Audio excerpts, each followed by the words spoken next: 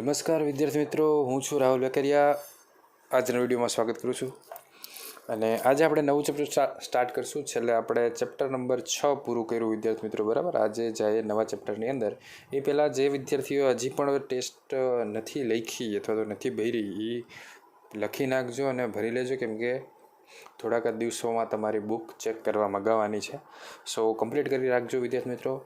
જાય નવા ચેપ્ટરમાં આગળ વધીએ. ચેપ્ટર નંબર 10 સ્ટાર્ટ કરીએ છીએ આપણે, વર્તુળ, બરાબર.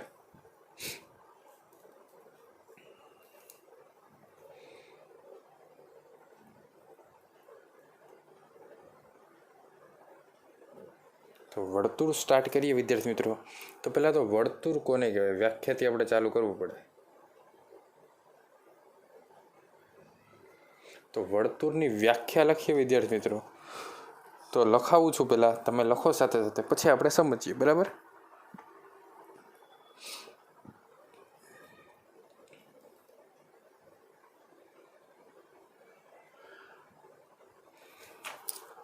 એક સમતલમાં તો એક સમતલ ના કે માં જી લખો, બરાબર.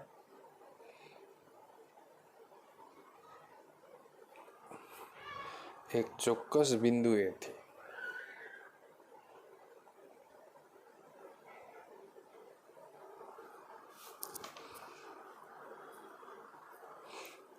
અચળ અંતરે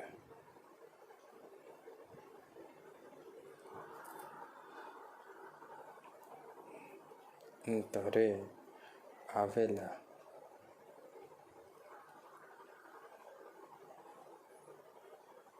બિંદુઓના સમૂહને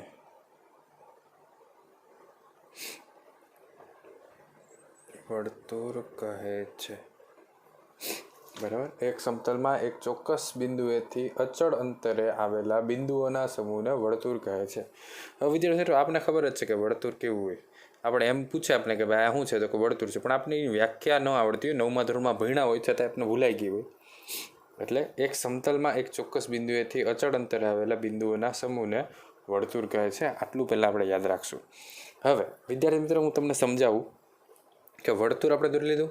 વર્તુળના કેન્દ્રમાં હોય શું હોય, આ ટપકું હોય, શું કહેવાય, વર્તુળનું કેન્દ્ર. એને આપણે ઓ વડે દર્શાવીએ. પછી આ જે ભાગ છે એ શું છે, વર્તુળનો પરિધ. શું છે એ? વર્તુળનો પરિધ. પછી વર્તુળના કેન્દ્રથી પરિધ સુધીનું અંતર એટલે વર્તુળની ત્રિજ્યા. રેડી? આ બધી વ્યાખ્યા એવું જ છે, સમજજો. જો કેન્દ્રમાં આના કેન્દ્ર કહીશું આપણે, એને ઓ વડે દર્શાવીએ. પછી આ જે ભાગ દેખાય છે વર્તુળનો પરિધ, એટલે હું તમને નામ દર્શાવું તો આને કહી દઉં પરિધ. પછી આ દર્શાવ્યું છે આર, એટલે કે ત્રિજ્યા, અને આ શું છે, કેન્દ્ર. રેડી? આટલી વસ્તુ ખ્યાલ આવી વિદ્યાર્થી મિત્રો? ઓકે. જો એક સમતલ, એટલે સમજી લો કે આ એક સમતલ છે. એક સમતલમાં એક ચોક્કસ બિંદુએથી, એટલે કે એક ચોક્કસ બિંદુએથી અચળ અંતરે આવેલા બિંદુઓના સમૂહને, તો આ એક ચોક્કસ બિંદુ છે આ, બરાબર. આ સમજી લો આ ચોક્કસ બિંદુ છે, ત્યાંથી અચળ અંતરે આવેલા બિંદુઓના સમૂહ, એટલે આવી રીતના અચળ અંતરે આવેલા બિંદુના સમૂહ, એટલે એક સરખા અંતરે આવેલા બિંદુઓના સમૂહ. જો આ આખા બિંદુને જોઈન્ટ કરી દઈએ એટલે આખું વર્તુળ બની જાય ને આમ.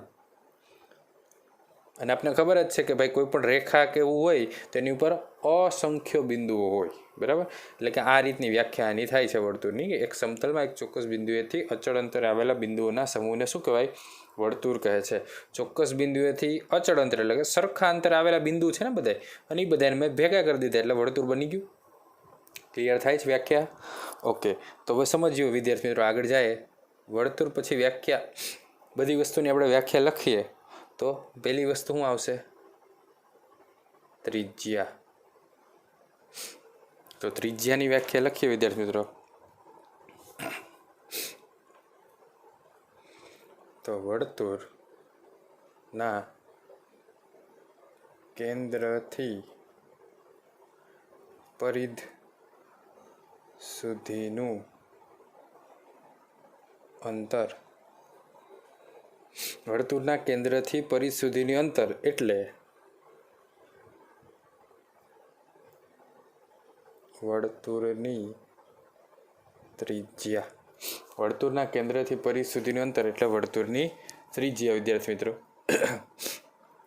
એમાં ને એમાં પોઈન્ટ કરીને લખીએ, ત્રિજ્યાને આર વડે દર્શાવાય.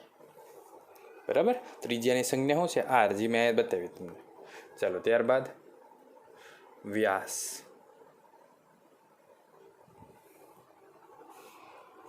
તો વ્યાસની વ્યાખ્યા શું થાય વિદ્યાર્થી મિત્રો?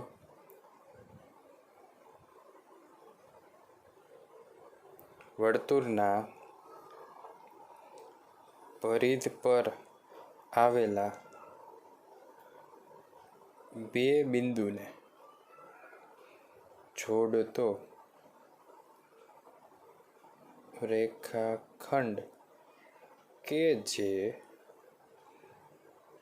વર્તુળના કેન્દ્રમાંથી પસાર થાય તેને વ્યાસ કહે છે. કેનો? વર્તુળનો વ્યાસ. વ્યાસને ડી વડે અને આર વડે, આને ડી વડે દર્શાવાય. ઓકે, જો સમજો, વર્તુળની ત્રિજ્યા કોને કીધું? કેન્દ્રથી પરિધ સુધીનું અંતર વર્તુળની ત્રિજ્યા. વર્તુળનો વ્યાસ કોને કહેવું? તો કે વર્તુળના પરિધ પર આવેલા બે બિંદુ. વર્તુળના પરિધ પર આવેલા આ બે બિંદુ, પરિધ એટલે આ રાઉન્ડ છે એને પરિધ કહેવાય. આવેલા બે બિંદુને જોડતો રેખાખંડ કે જે વર્તુળના કેન્દ્રમાંથી પસાર થતો હોય તો એ શું છે? વર્તુળનો વ્યાસ. અને ત્રિજ્યામાં આ આકૃતિ દોરી નાખશો અને વ્યાસમાં આ આકૃતિ દોરી નાખજો. તો એ બી અહીંયા શું છે? આપણો વ્યાસ છે વિદ્યાર્થી મિત્રો. આગળ જાય. ચલો, વર્તુળ વિશે વાત થઈ ગઈ. ત્રિજ્યા, વ્યાસ અને વર્તુળની વ્યાખ્યા આપને ખબર પડી ગઈ.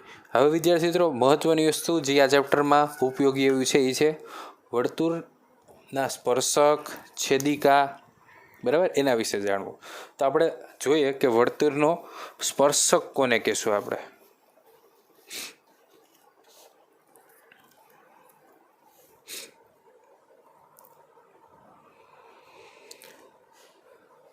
તો નવી જ વ્યાખ્યા આવશે. વર્તુળનો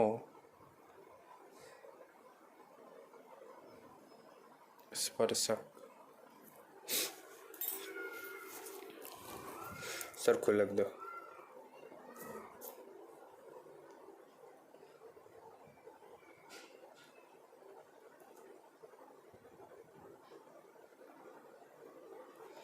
તો વર્તુળનો સ્પર્શક એટલે શું વિદ્યાર્થી મિત્રો? તો પહેલાં આપણે લખી લઈએ, પછી આપણે સમજીએ. બરાબર, તો લખીએ. જે રેખા વર્તુળને ફક્ત એક જ બિંદુમાં છેદે, જે રેખા વર્તુળને ફક્ત એક જ બિંદુમાં છેદે તેને વર્તુળનો સ્પર્શક કહે છે. જે રેખા વર્તુળને ફક્ત એક જ બિંદુમાં છેદે તેને વર્તુળનો સ્પર્શક કહે છે. કઈ રીતે? તો કે આ વર્તુળ એક દોર લઈએ આપણે. તમારે એવી રીતના જ દોરવાનું છે. ધીરે ધીરે પેન્સિલનો ઉપયોગ કરજો. એને કહી દે ઓ, અને એક એવી રેખા દોરું હું અહીંયા દોરું, બરાબર, કે જે વર્તુળને એક જ બિંદુમાં છેદે. આપણે રેખા દોરીએ PQ. તો રેખા PQ છે એ શું છે? વર્તુળનો સ્પર્શક. કેમ કે એ અહીંયા એક જ બિંદુમાં વર્તુળને છેદે છે. એ ક્યાંય બીજે ક્યાંય છેદશે નહીં. આ રેખા આમ સીધી વહી જાય અને આમ સીધું વહી જાય, બીજા કોઈ બિંદુમાં છેદશે નહીં. તો વર્તુળને ફક્ત એક જ બિંદુમાં છેદે તેને વર્તુળનો સ્પર્શક કહેવાય. જે રેખા વર્તુળને ફક્ત એક જ બિંદુમાં છેદે તેને વર્તુળનો સ્પર્શક કહેવાય. રેડી? ચાલો, હવે સ્પર્શક વિશે થોડીક વસ્તુ યાદ રાખવાની છે વિદ્યાર્થી મિત્રો, જે આપણે લખીએ. બરાબર, ઘણી બધી વસ્તુ આવે છે એવી જે આપણે યાદ રાખશું. તો એમાં પહેલી વસ્તુ યાદ રાખશું વિદ્યાર્થી મિત્રો, જે વસ્તુ તમને લખાવું એ ખાલી જગ્યા વિધાન સાચા છે કે ખોટા એમાં વિધાન સ્વરૂપે પૂછાય જાય. તો આપણે લખીએ. બરાબર, તો લખીએ પેલી વસ્તુ, વર્તુળ પરના દરેક બિંદુમાંથી વર્તુળ પરના દરેક બિંદુમાંથી વર્તુળને એક અને માત્ર એક જ સ્પર્શક હોઈ શકે.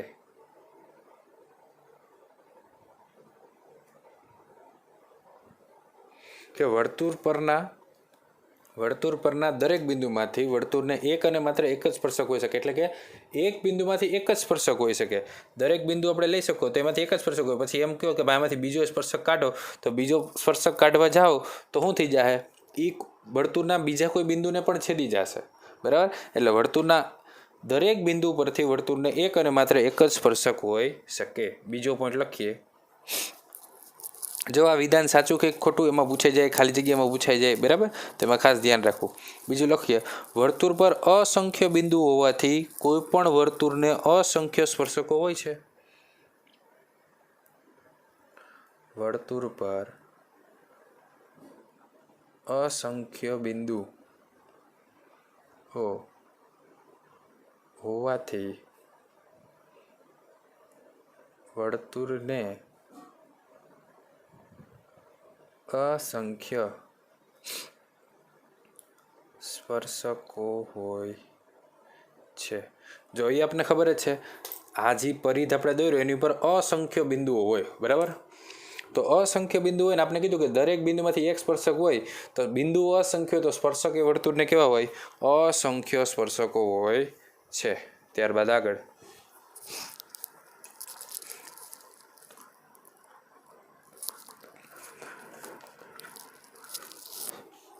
વર્તુળના અંદરના ભાગમાંથી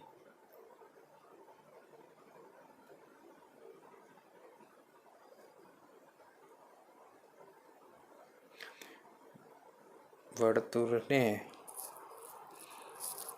એક પણ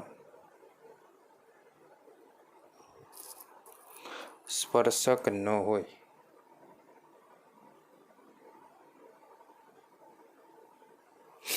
હવે જો આપણે ખબર જ છે કે વર્તુળનો સ્પર્શક કોઈ રેખા ક્યારે હોય? જ્યારે કોઈ રેખા વર્તુળને એક જ બિંદુમાં છેદતી હોય ત્યારે એનો સ્પર્શક હોય. હવે અહીંયા આપણે કીધું કે વર્તુળના અંદરના ભાગમાંથી વર્તુળને કોઈ સ્પર્શક ન હોય. એટલે શું કહેવા માગે છે?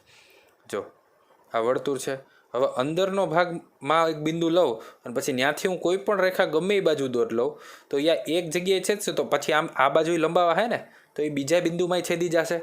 એટલે વર્તુળને કોઈ પણ રેખા જો અંદરના ભાગથી આપણે એમ કહીએ કે વર્તુળના અંદરના ભાગથી કોઈ સ્પર્શક દોરવામાં આવે તો એ ક્યારેય શક્ય છે નહીં. એટલે કે વર્તુળના અંદરના ભાગમાંથી વર્તુળને એક પણ સ્પર્શક ન હોય. બરાબર?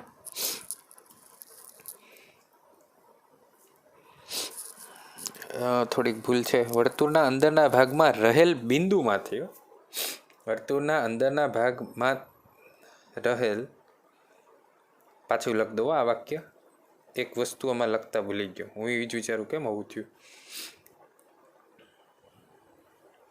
વર્તુળના અંદરના ભાગમાં રહેલ બિંદુમાંથી, વર્તુળના અંદરના ભાગમાં રહેલ બિંદુમાંથી વર્તુળને કોઈ નહીં પણ એક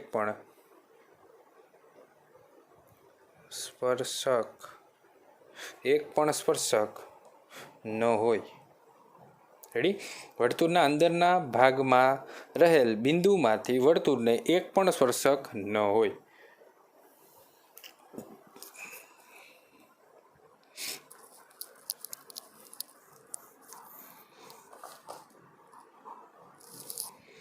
પછી લખીએ, વર્તુળના બહારના ભાગમાં આવેલ બિંદુમાંથી વર્તુળને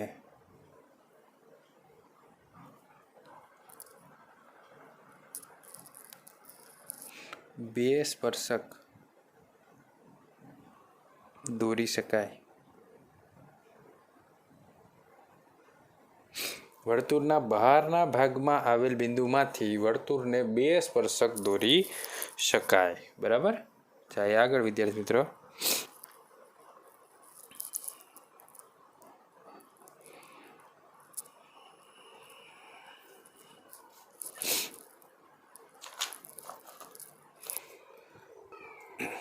હવે હું તમને લખાવું છું, એમ જ લખી લ્યો.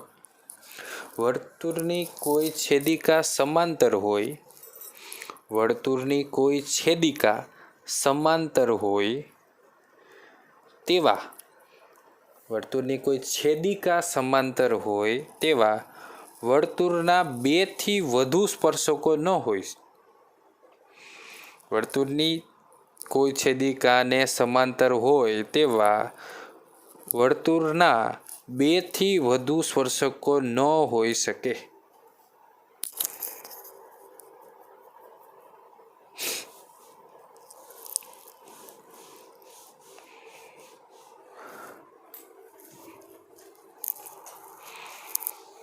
બરાબર. શું કીધું? વર્તુળની છેદિકાની વાત કરી. તો પહેલાં તો આપણે છેદિકાની હવે વ્યાખ્યા લખશું, પછી હું તમને આ વસ્તુ સમજાઈ જાય.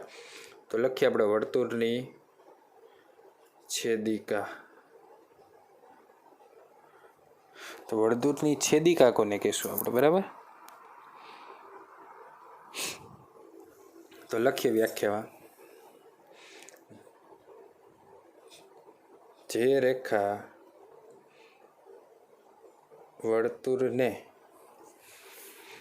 રેખા વર્તુળને બે બિંદુમાં છેદે.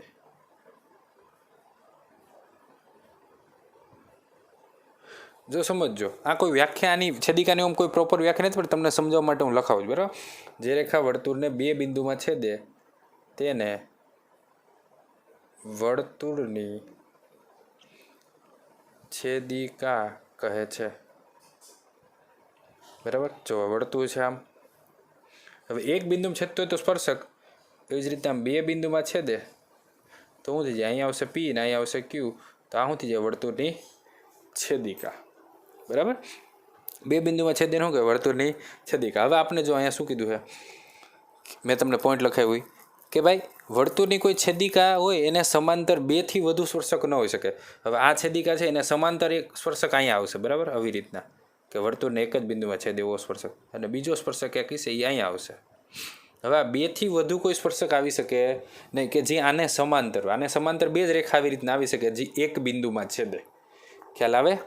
એટલે શું કહેવા માગે છે આપણે કે વર્તુળની કોઈ પણ છેદિકાને સમાંતર 2 સ્પર્શકો દોરી શકાય, 2 થી વધુ કોઈ સ્પર્શક દોરી શકાય નહીં. વિદ્યાર્થી મિત્રો, ખ્યાલ આવ્યું? ત્યારબાદ પ્રમેય 10.1. તો પ્રમેય 10.1 શું કહે છે વિદ્યાર્થી? કોઈ સાબિતી નથી, ખાલી લખવાનું છે. વર્તુળના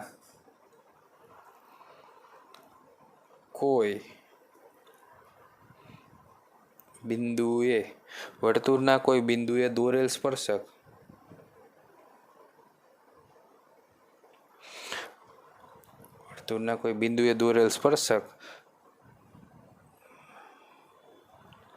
સ્પર્શ બિંદુમાંથી પસાર થતી ત્રિજ્યાને લંબ હોય. વર્તુળના કોઈ બિંદુએ દોરેલ સ્પર્શક સ્પર્શ બિંદુમાંથી પસાર થતી ત્રિજ્યાને લંબ હોય છે. બરાબર વિદ્યાર્થી મિત્રો.